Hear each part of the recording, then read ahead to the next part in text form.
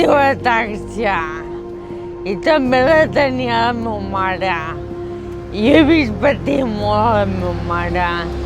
Jo no vull patir tant, Jo no vull patir tant. Per això he demanat l'eutanàsia, per no patir.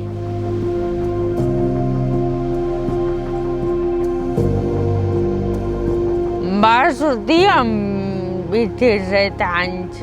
Notava que em costava caminar. Vaig venir aquí a Girona amb el doctor i em va dir que sí que era la malaltia. La Sara és una persona a la que acompanyem des de Fundació Suport, des de fa forces anys.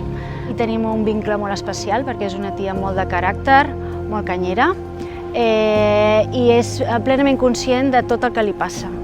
Durant aquest temps l'hem acompanyat en el que ella ha necessitat, però ara s'ha intensificat aquest suport degut a la condició i a la malaltia que té.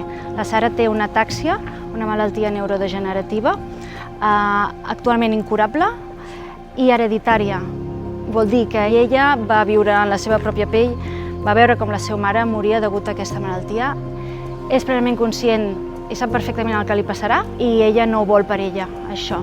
I per això ha demanat decidir i acollir-se al dret de morir dignament.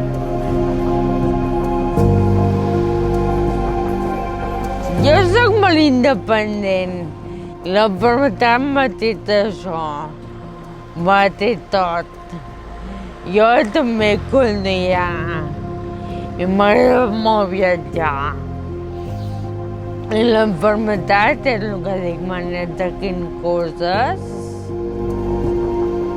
Llavors ens va començar a demanar que volia l'eutanàsia, llavors vam començar el procés, ens vam posar en contacte amb els seus metges de referència.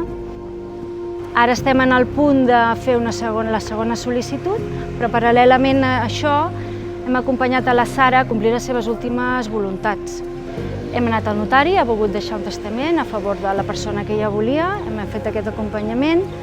També la seva voluntat és de donar el cos a la ciència. Llavors ens hem posat en contacte amb la UDG i també li estem oferint la possibilitat de complir tots els seus últims desitjos en aquesta última etapa de vida. Fer sortides, excursions, dinars